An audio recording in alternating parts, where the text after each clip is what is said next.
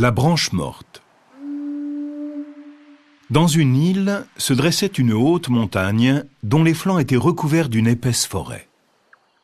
Au sommet de la montagne, une somptueuse demeure abritait des diables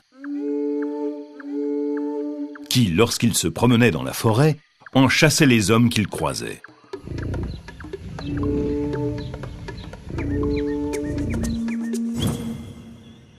Il y a bien longtemps, 9 de ces diables descendirent la montagne et explorèrent le bord de la mer.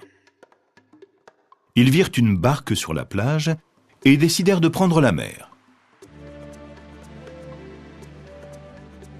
Dans l'embarcation se trouvaient des cannes à pêche et ils parvinrent à pêcher des poissons. Depuis, toutes les nuits, ils retournaient pêcher en mer. Le propriétaire de la barque remarqua que, lorsqu'il la prenait chaque matin, elle était sale et pleine de poissons morts. Intrigué, il décida de se cacher une nuit pour voir qui l'empruntait. Craignant que l'attente soit longue, il avait apporté des noix de coco à manger. Cela faisait 1 heure qu'il s'était caché derrière des arbres sur la plage, quand il vit les 9 diables s'approcher de sa barque. Il fut terrorisé lorsqu'ils s'avancèrent vers lui, car ils avaient senti l'odeur de la chair humaine. Pour tenter de les amadouer, il leur offrit ses noix de coco. Ils acceptèrent et se régalèrent.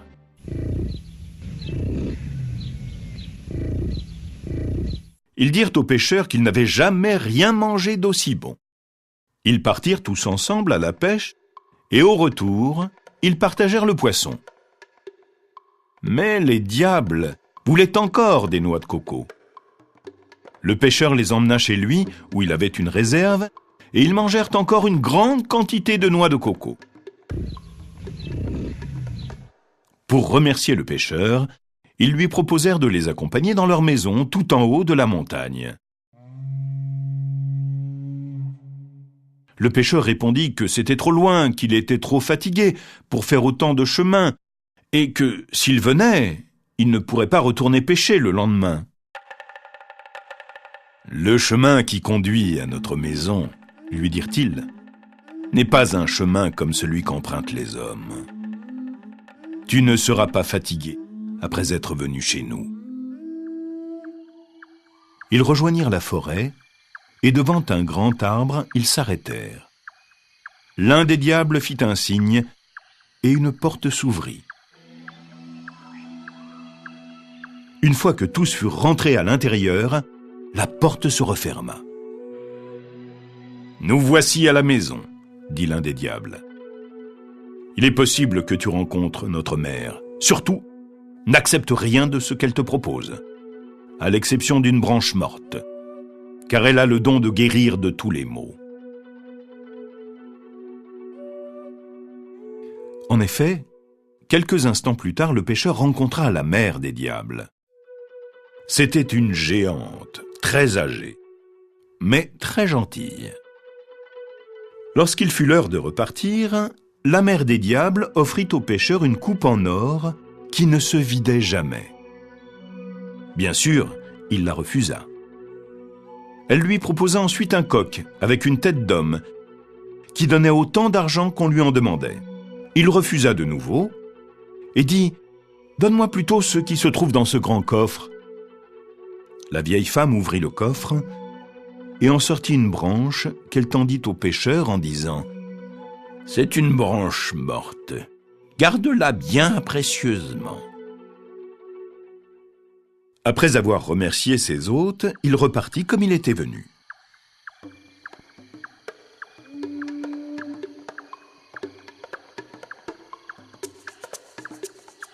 Une fois arrivé à sa cabane, il cacha soigneusement la branche morte. Quelques jours après, il vit passer des femmes en pleurs. Il leur demanda des explications. Elles lui répondirent qu'elles allaient chercher de l'eau pour donner le dernier bain au fils du chef de la tribu qui était en train de mourir. Il leur dit que peut-être il pourrait le guérir. Rapportant ces paroles au père de l'enfant, Ce dernier demanda à ce qu'on fasse venir le pêcheur le plus vite possible. Il arriva, mais trop tard. Le fils du chef venait juste de mourir. Tout le monde se mit à pleurer. Le pêcheur s'approcha et posa la branche morte sur la poitrine de l'enfant. Aussitôt, ce dernier se releva et fut bien surpris de voir tout le monde en pleurs autour de lui. Le pêcheur fut félicité et choyé. La nouvelle de cette guérison miraculeuse se répandit dans le pays. Alors, beaucoup de gens devinrent envieux et voulurent s'emparer de la branche morte. Plusieurs fois on tenta de la lui voler. Mais un jour, alors qu'il rentrait de la pêche, il vit des flammes et de la fumée en direction de sa maison. Celle-ci brûlait et il vit en haut du toit, qui était encore épargné par le feu, sa branche morte. Le pêcheur réussit à la sauver des flammes, mais les envieux cherchèrent encore à lui voler sa branche. Un jour, excédé, il leur dit « Pourquoi voulez-vous me prendre cette branche qui vous assure de rester en bonne santé ? Si vous persistez, je la jetterai et personne ne pourra la retrouver. » Ils ne tinrent pas compte de ces mises en garde et continuèrent à l'importuner. Alors, il alla se débarrasser de la branche dans la forêt. C'est pourquoi les hommes doivent mourir, tandis que les arbres de la forêt, eux, sont immortels.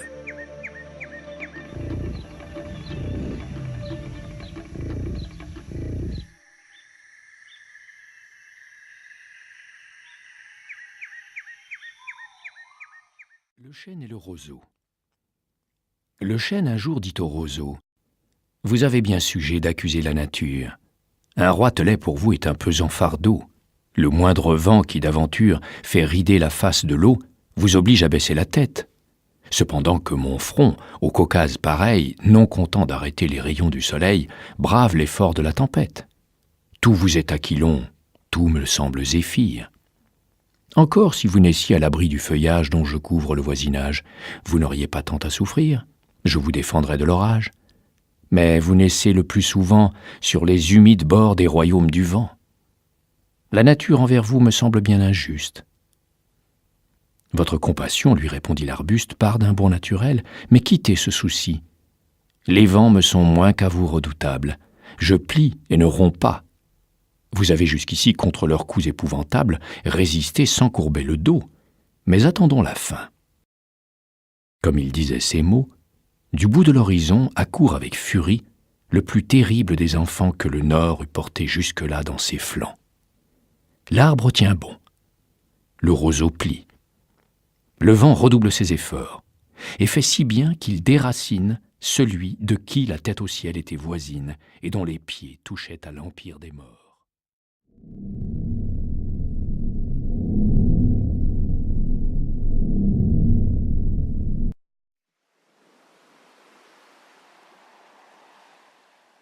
Les petits poissons dans l'eau nagent, nagent, nagent, nagent. Les petits poissons dans l'eau nagent aussi bien que les gros. Les petits, les gros nagent comme il faut. Les gros, les petits nagent bien aussi.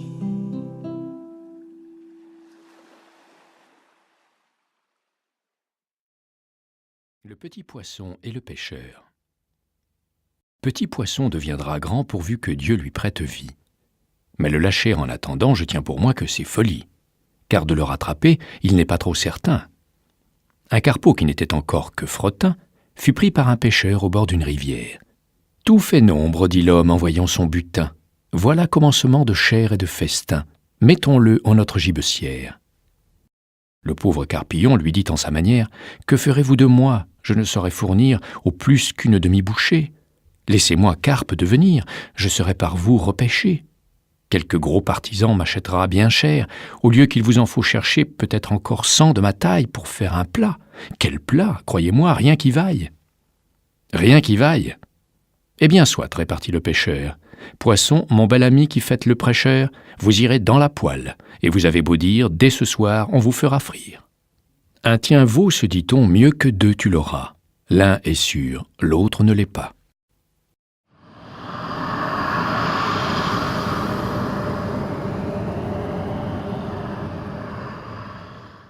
Comment l'eau de mer est devenue salée.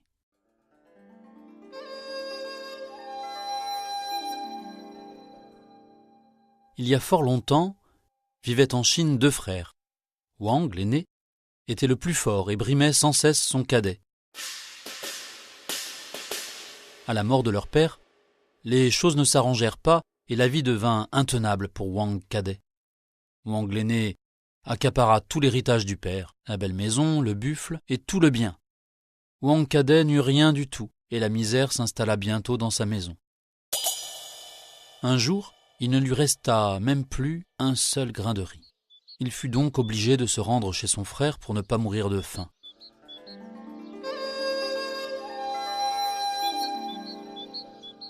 Arrivé sur place, il le salua et lui parla en ces termes.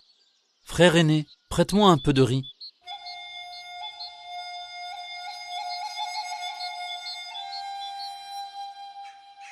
Mais son frère, qui était très avare, refusa tout net de l'aider et le cadet repartit bredouille.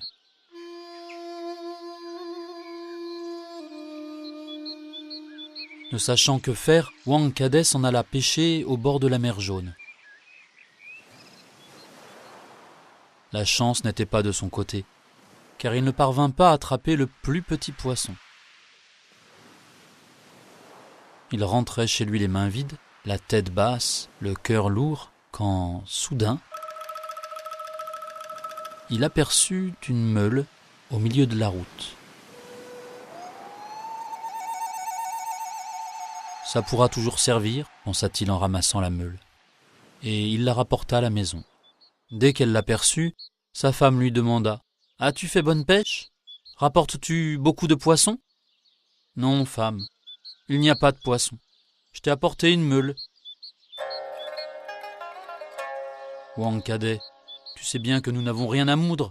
Il ne reste pas un seul grain à la maison. » Wang cadet posa la meule par terre et de dépit, lui donna un coup de pied. La meule se mit à tourner et à moudre, et il en sortait du sel, des quantités de sel. Elle tournait de plus en plus vite, et il en sortait de plus en plus de sel. Wang cadet et sa femme étaient tout contents de cette aubaine, tandis que la meule tournait et le tas de sel grandissait. Wang cadet commençait à avoir peur, et se demandait comment il pourrait bien arrêter la meule. Il pensait, réfléchissait, calculait. Il ne trouvait aucun moyen. Soudain, il eut enfin l'idée de la retourner, et elle s'arrêta.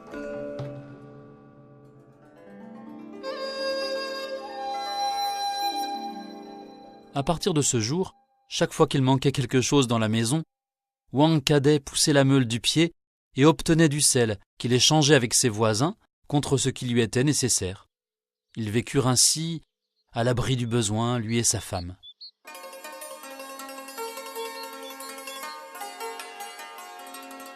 Mais le frère aîné apprit bien vite comment son cadet avait trouvé le bonheur et il fut assailli par l'envie. Il vint voir son frère et dit « Frère cadet, prête-moi donc ta meule. » Le frère cadet aurait préféré garder sa trouvaille pour lui, mais il avait un profond respect pour son frère aîné et il n'osa pas refuser. Wang l'aîné était tellement pressé d'emporter la meule que Wang cadet n'eut pas le temps de lui expliquer comment il fallait faire pour l'arrêter. Lorsqu'il voulut lui parler, ce dernier était déjà loin, emportant l'objet de sa convoitise. Très heureux, le frère aîné rapporta la meule chez lui et la poussa du pied. La meule se mit à tourner et à moudre du sel. Elle moulut sans relâche de plus en plus vite.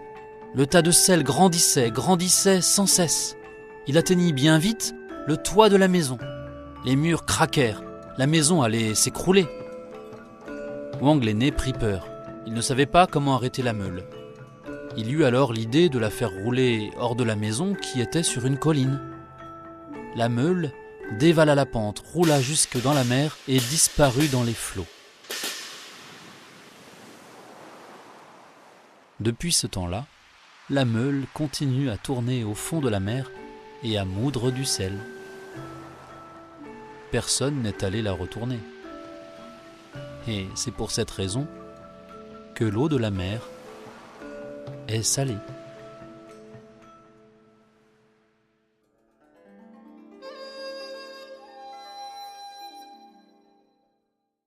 Le canari merveilleux.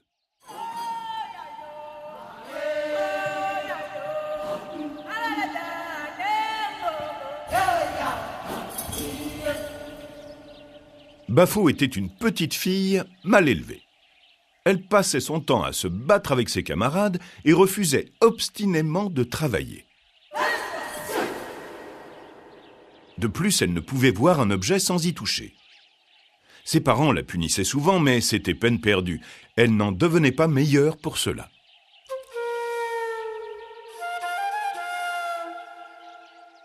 Un jour, au marché, Bafo vit des petits canaris blancs. Elle en prit un au creux de sa main et demanda au marchand voisin « Quel est le prix de ce canari ?»« Bon, j'en sais rien, » répondit l'homme. « Mais de toute façon, il n'est pas à vendre. » Sans prêter attention à ses paroles, Bafo jeta à terre 20 pièces et s'éloigna en emportant le canari.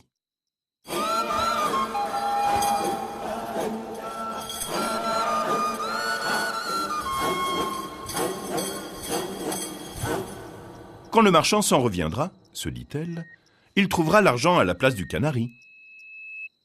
Or, ces petits canaris blancs n'étaient autres que des aigrettes qui, à chaque jour de marché, se transformaient pour vivre un peu au milieu des hommes.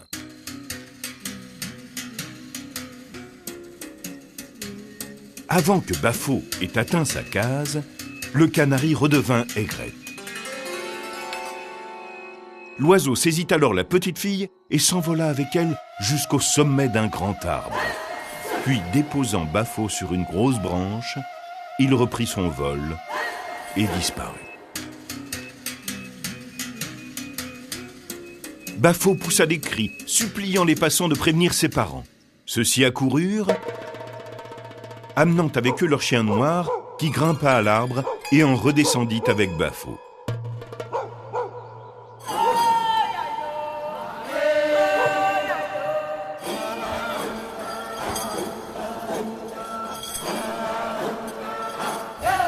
La leçon profita à la fillette qui se corrigea de son indiscipline.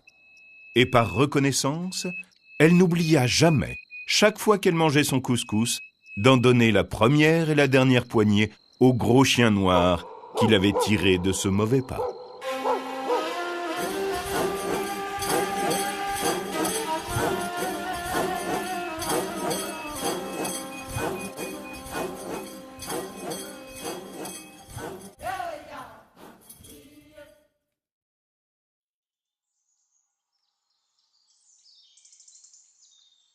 Dans la forêt lointaine, on entend le coucou. Du haut de son grand chêne, il répond au hibou. Coucou, coucou, coucou, hibou, coucou. Coucou, coucou, coucou, hibou, coucou.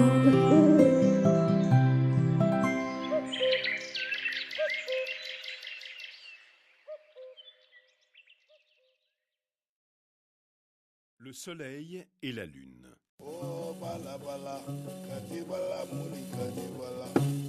Le soleil, un jour, dit à la lune : « Ma chère amie, nous avons beaucoup trop d'enfants qui nous causent bien du tourment.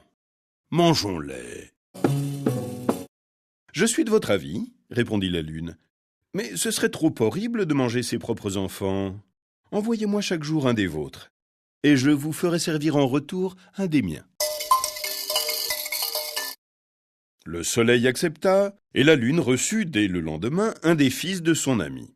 Elle n'y toucha pas, mais l'arrosant d'une nouvelle sauce, le renvoya au soleil qui, sans se méfier, et croyant qu'il s'agissait d'un enfant de la lune, le mangea.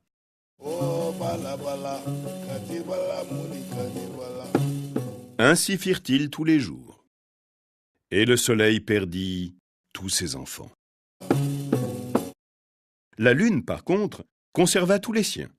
C'est pourquoi on peut voir le jour, le soleil seul au firmament, tandis que la lune, la nuit, est entourée de sa nombreuse progéniture d'étoiles.